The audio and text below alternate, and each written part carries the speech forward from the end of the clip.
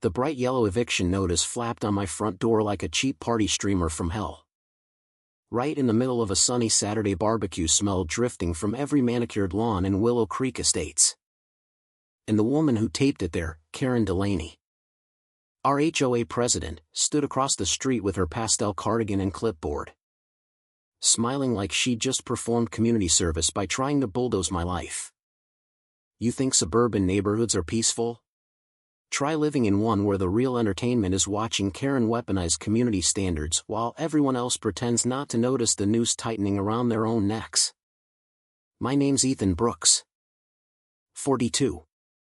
Freelance graphic designer. The guy who mostly keeps to himself in the old farmhouse-style home my grandparents built back in the 50s, long before Willow Creek Estates existed.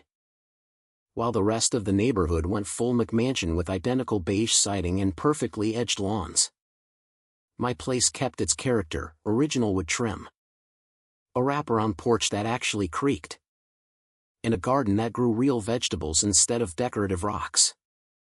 For years the whispers followed me like cheap perfume, he's dragging down property values. Probably a hoarder, did you see those tools by the shed? Doesn't even wave back sometimes. Antisocial much? I heard it all.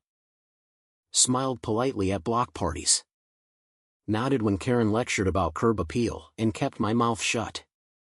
Inside, though, I was watching. Filing away every petty comment. Every passive-aggressive newsletter. Every time she'd drive by slowly in her white SUV like a suburban shark smelling blood in the chlorinated pool water. Then came the notice. Unauthorized structure. Failure to comply with architectural guidelines. 30 days to bring property into compliance or face removal proceedings. Removal. Of my house. On land my family had owned since before most of these people were born. I stood on the porch with the paper in my hand, the afternoon sun warm on my shoulders, and felt that familiar slow burn. Not rage, not yet. Just the cold, clear realization that Karen had finally overplayed her hand. She was already crossing the street. Designer sunglasses perched on her perfectly highlighted hair, flanked by two of her loyal board members like backup dancers in a bad musical. Neighbors casually walked their dogs slower. Phones half-raised like they were filming a nature documentary titled When Karen's Attack. Ethan, Karen said. Voice syrupy sweet but with that edge of steel.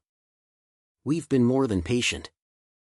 That relic of yours simply doesn't meet the aesthetic standards the rest of us worked so hard to maintain. The siding is faded. The porch is outdated. And frankly, it's affecting everyone's resale value. I looked at her. Really looked. The way her manicured nails gripped the clipboard like a shield. The tiny twitch at the corner of her mouth that said she was loving every second of this public takedown. Karen, I replied calmly.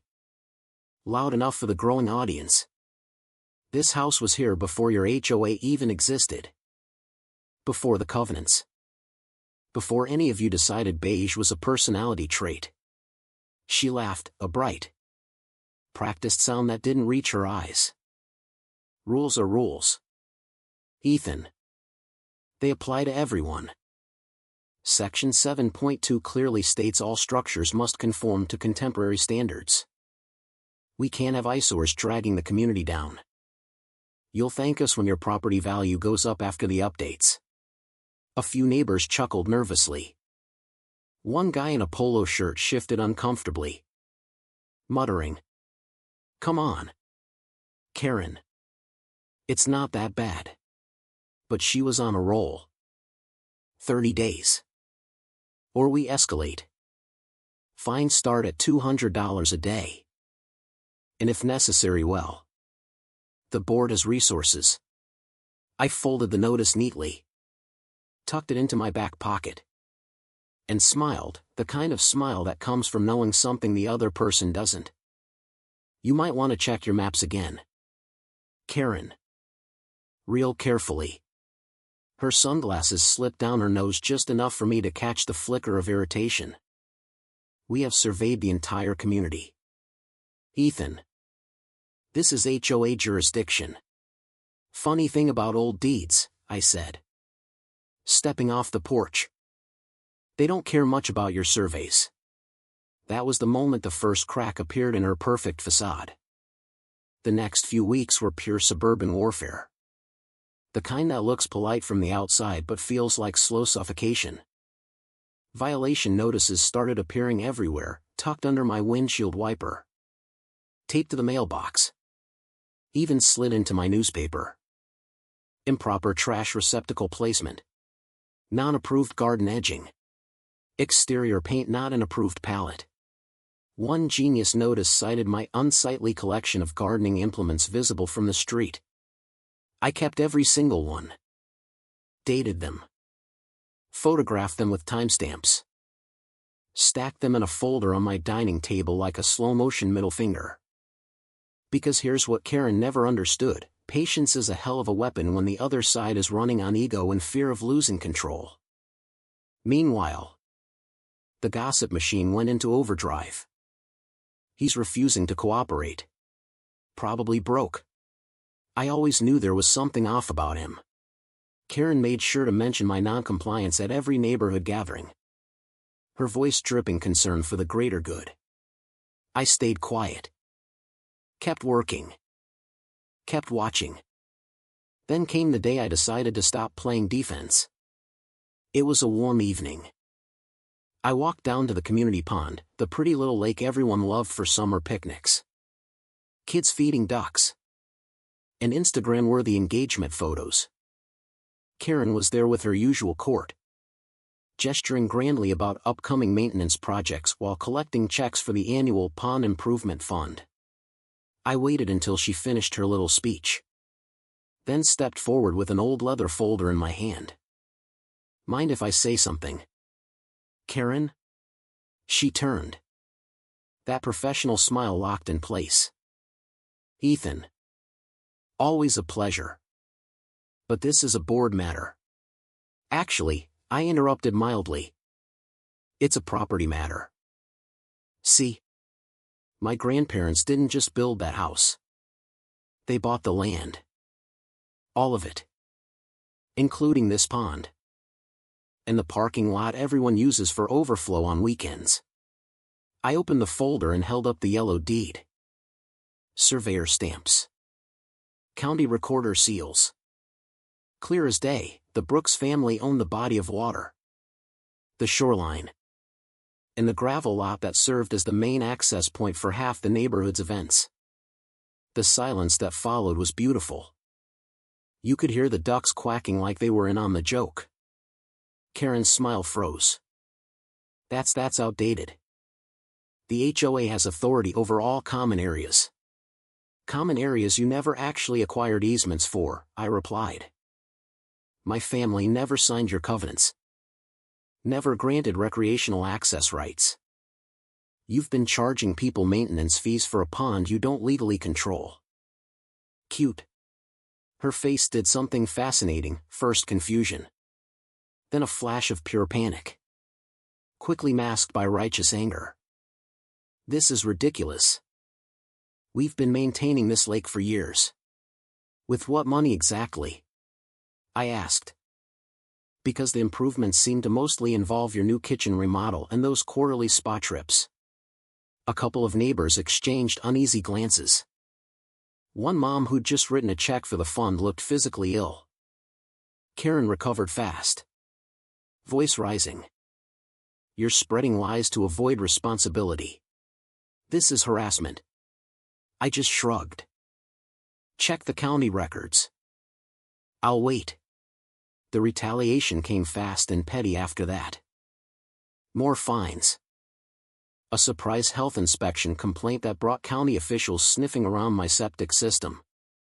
Even an attempt to block my driveway with cones during a community event. Each time, Karen appeared like clockwork, clipboard in hand. Voice dripping fake concern. Eyes burning with the fear of someone whose throne was suddenly made of cardboard. But I kept documenting. Quietly. Methodically. And when I started digging into the financials, public records, meeting minutes, those pond maintenance invoices, I found the real gold mine. Duplicate payments to shell companies. Inflated bills for work that never happened. Thousands funneled into personal luxuries while the actual pond grew algae and the parking lot stayed full of potholes. Karen hadn't just abused her power. She'd been running a quiet little scam on the entire neighborhood.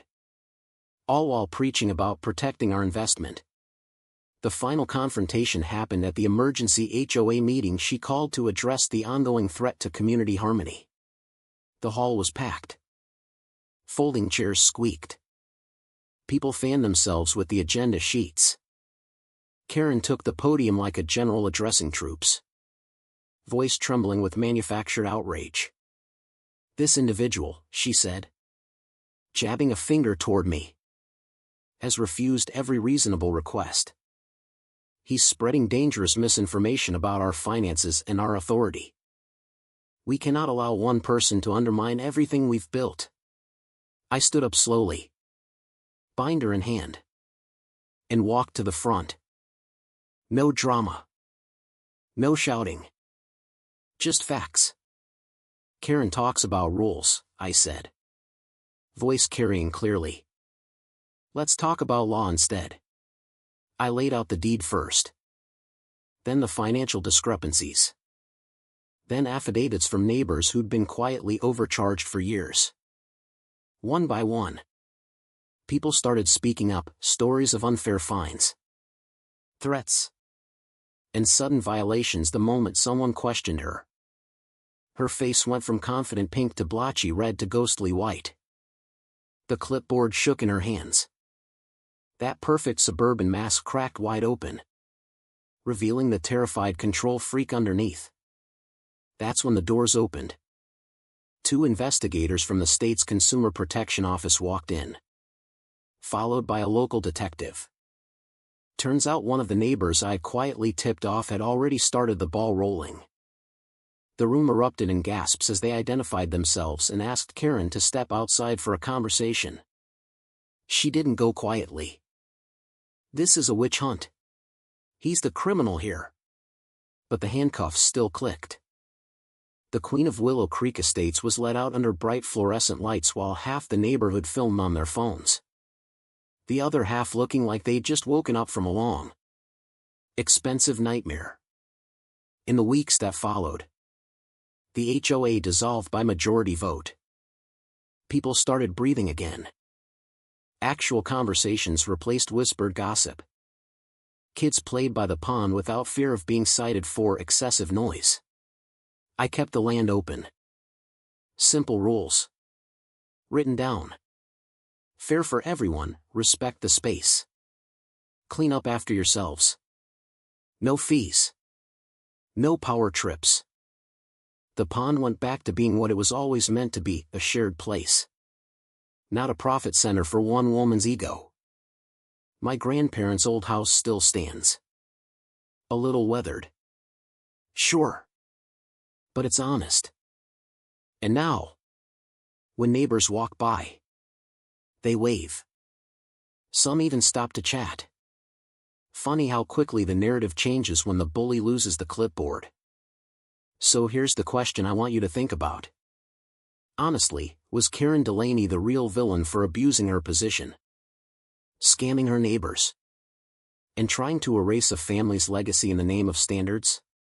Or was I wrong for staying silent so long, letting the machine grind away until I finally pushed back?